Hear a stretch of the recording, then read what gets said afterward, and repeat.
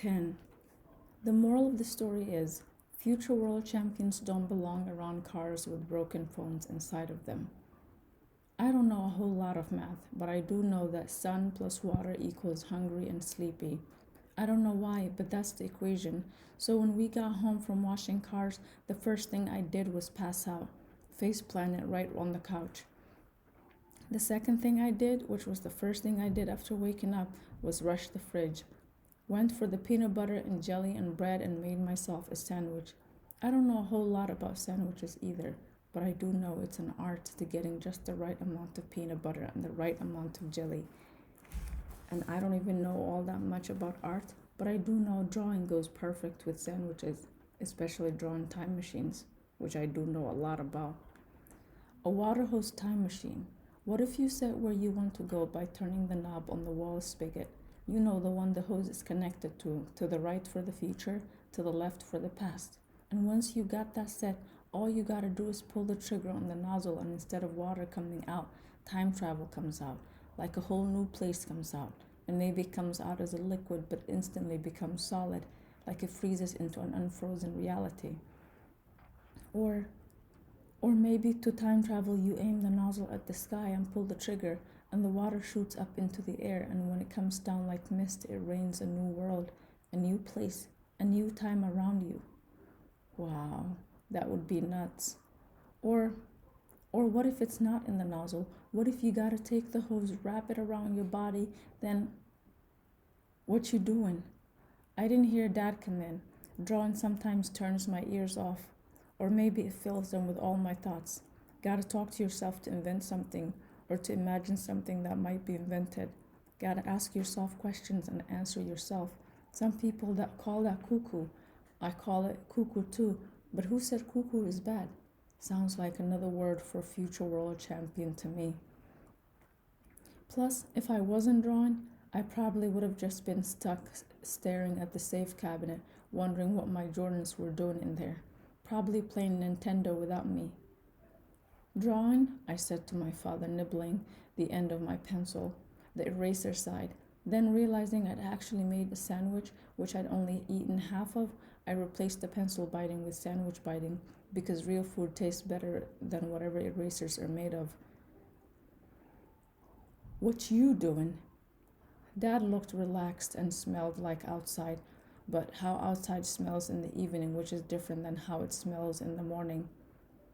In the morning, outside smells like dew. In the evening, it smells like done. Where's Ma? She had a late appointment to get her hair braided, he said, a slight slur slipping through. Get her hair braided? Why she gotta go get her hair done, but I can't go to the barber shop?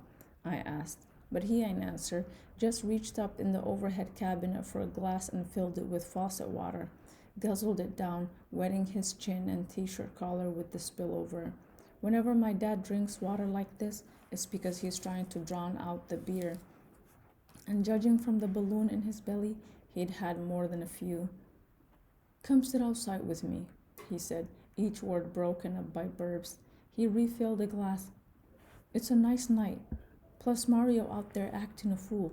Got his new ride parked in front of the building, telling us all about how it came with a phone in it. In his car, Odie. Dad palmed his face, amused by it all. But is it in there? I asked.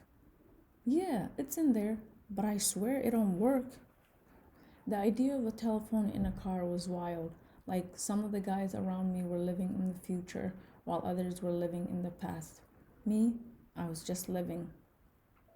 But why you think it don't work? I ate the last sandwich corner, kissed the spillover jelly off my hand. Because I came up here to see if it would go through. That fool's supposed to be trying to call me. You hear any phones ringing? He put his hand to his ear. Then he picked up the phone and put that to his ear before hanging it up and chuckling. Guess he's still trying. Dad finished the second glass of water and headed back toward the door, stopping at the window where he poked his head out.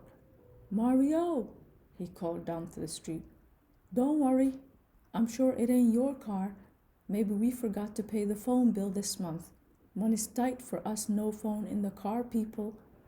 The sound of laughter traveled up through the window as my father left the apartment, left the door open, an invitation, so I grabbed my Not Jordans and joined him. Outside, I stood on the steps while Dad was down on the sidewalk, acting up with the neighborhood. But he wasn't lying. Mario did have a phone in his car, which was cool, but Dad was also not lying about it not being able to connect. Mario had apparently tried everybody's house and couldn't get through to no one. I don't know how much you paid for that thing, but I hope you can take it back. Get you a refund, my father joked. The problem probably got something to do with the fact that the phone line is hooked to the engine. Or is it hooked to the gas tank? I hope it ain't hooked to the gas tank, because if somebody actually answers, a full conversation might leave your tank on empty. And the worst part about it is that you wouldn't even be able to call nobody for help. I mean, I guess you could call God. He'd probably be the only one who'd pick up. And there were more jokes after those, lots, and not just from my dad, but from everyone outside. You just got it to pick it up and push the buttons and hear the beeping sounds. It's basically just a noisemaker, a car instrument. Laughter. Wait, do I got an answering machine?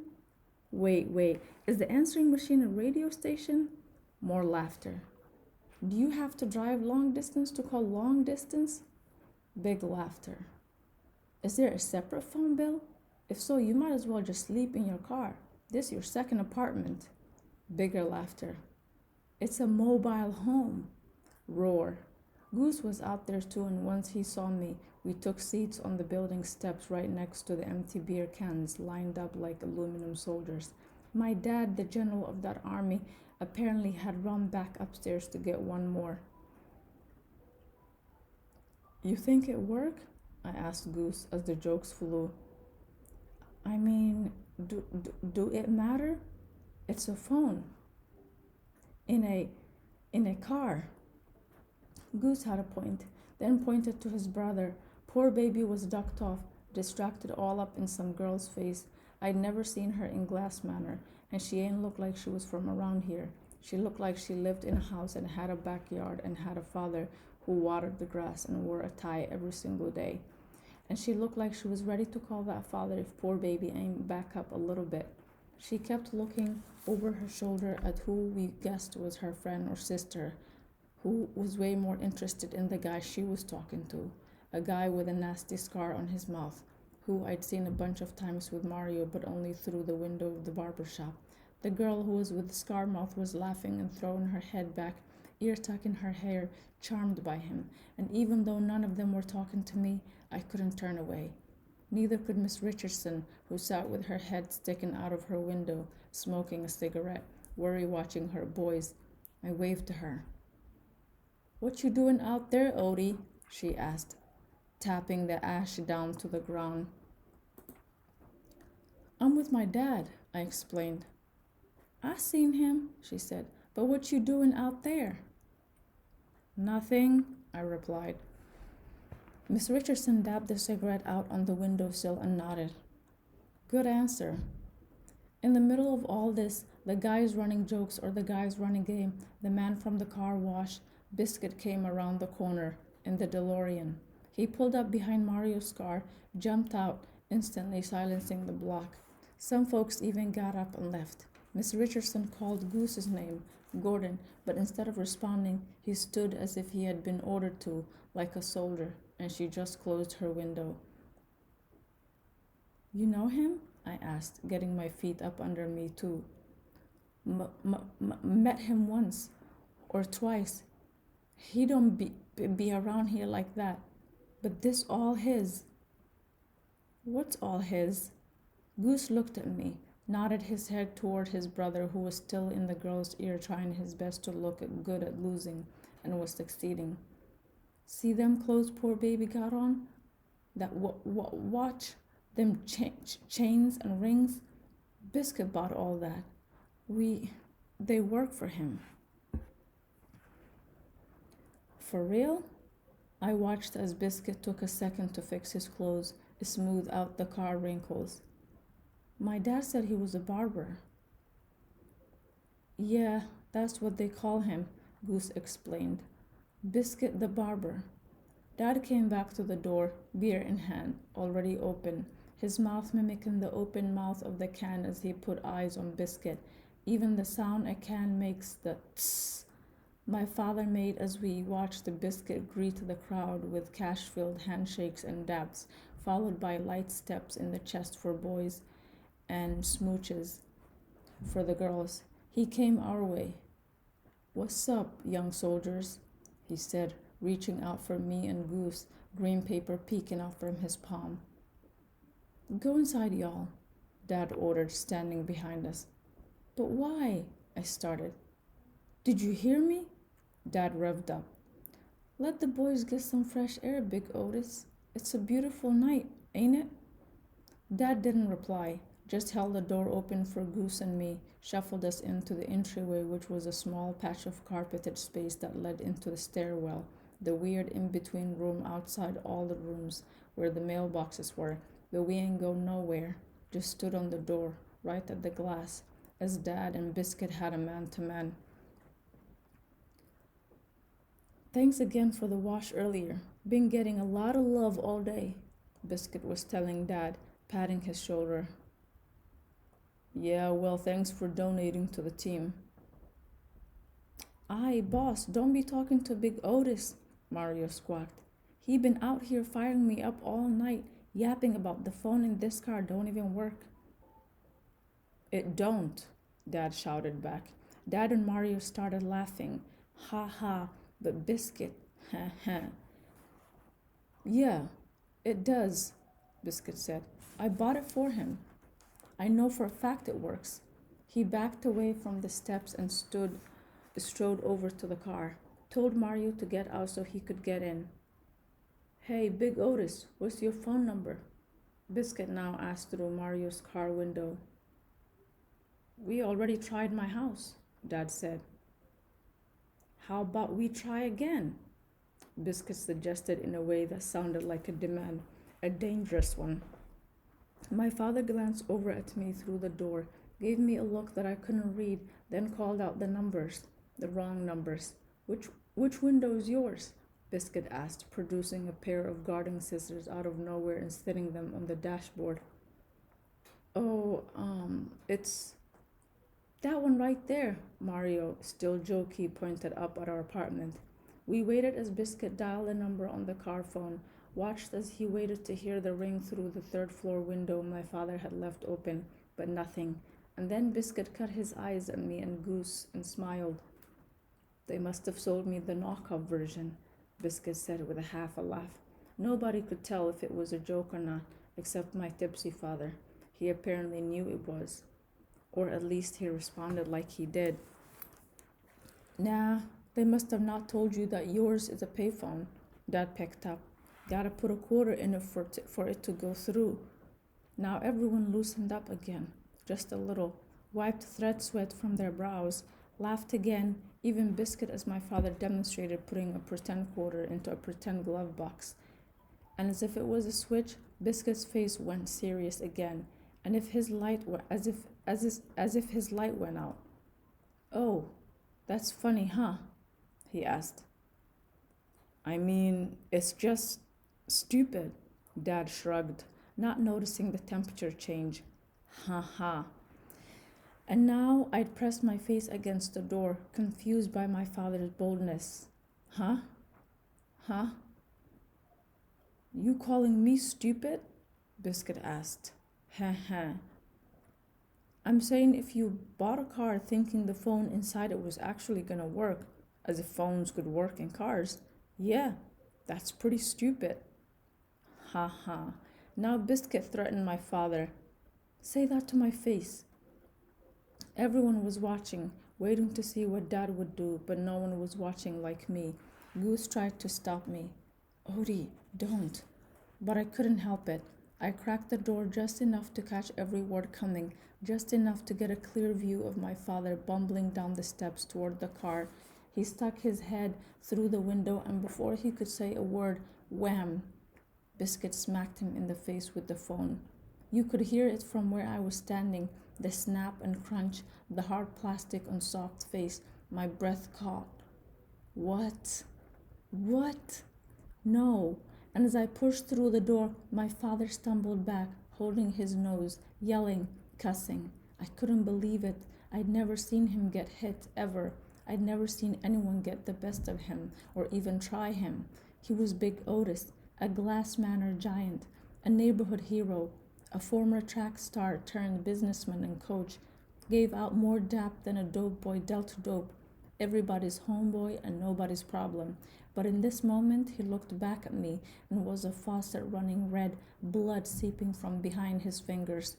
He stumbled back to the steps, grabbed the railing to steady himself while Biscuit calmly got out of Mario's car, smoothed his clothes again, and strolled back to the DeLorean. He got in, lowered the door, and pulled out. And instead of helping my father, what did I do? I chased after the car. I'm not sure what I would have done if I'd caught it, if I would have kicked it, or tried to break its windows, or what, but I raced after it anyway until I finally snapped out of it after hearing my father screaming my name. I pulled up, out of breath, and trudged back to the stoop. Mario had already sped off in his own car, and everyone else had pretty much gone back to normal, as if all that didn't just happen. Poor baby went back to talking to the girl, now trying to calm her down, trying to tell her all that was nothing, as if my father's blood wasn't this on the street just a few feet away from them, and everybody else was just back to the jokes, loud ones about how they still felt like the phone was dumb, and quiet ones about how they felt like my father was dumb too. Dad was standing at the door with Goose. Miss Richardson was standing behind them at the top of the first flight of stairs. Again, she called for Goose, but he wouldn't budge because he was waiting for me. Don't you hear your mother calling you, son? You need to listen to her and go home, Gordon. Dad scolded Goose as I climbed the building steps. His voice was muffled by his hand. Goose stopped fighting it and ain't even tried to help me. He just turned and walked upstairs, head hung. Dad, Don't. My father stopped me. Just get inside. And once we reached our apartment, once we closed the door, triple locked the door, knob, bolt, chain. Once he closed the windows, shutting out the last of the lingering laughs from outside, he laid into me for running after Biscuit. What in the world were you thinking? Help me understand why you would chase after that man. He snatched the paper towel from the roll in the kitchen, pressed it to his nose, then came back to the living room where I was standing, stiff, stuck. Did you glitch or something?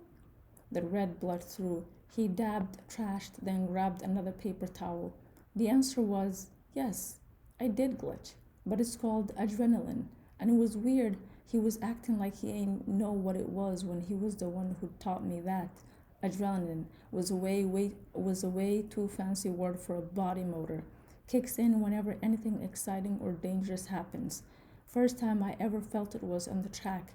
I still do, every time, but I also felt it after seeing my father get hit like that. Like the motor inside me rumbled on without me knowing. Like something else turned the key.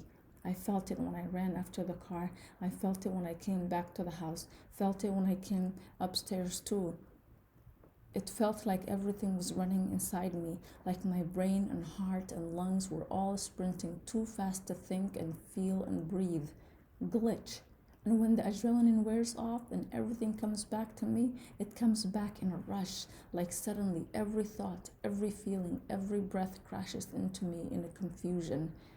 What if my dad had died? What if it wasn't a phone? What if it was a knife? The heavy scissors? What if it was a gun? Glitch. But the Clippers ain't really killers, right? What if they chased after me after I chased after Biscuit? What if Biscuit would have stopped the car? What if he got out? What if he hit me? What if they jumped me? What if they did something to my mother? What if he finds out Dad gave him a fake number? Pretty sure he knows where we live now. I think he knows where we live. He knows where we live. Glitch. And I couldn't get none of this out because my father's mad mouth was running faster than my confused brain. Or let me guess, you thought this wasn't real life because he was driving that car from that ridiculous film? I hate to break it to you, Odie, but this ain't no movie and you ain't Marty. He hit you, Dad. My voice shattered mid-scream. He hit you, and I don't know, but he hit you. This was a storm. The gutters behind my eyes began to fill with rain. Dad pushed pause on his thunder. Okay, okay, he said, reaching out for me with one hand, grabbed my arm while the other hand stayed in a pinched position on his nostrils. Listen, I wish you hadn't seen that, but you did.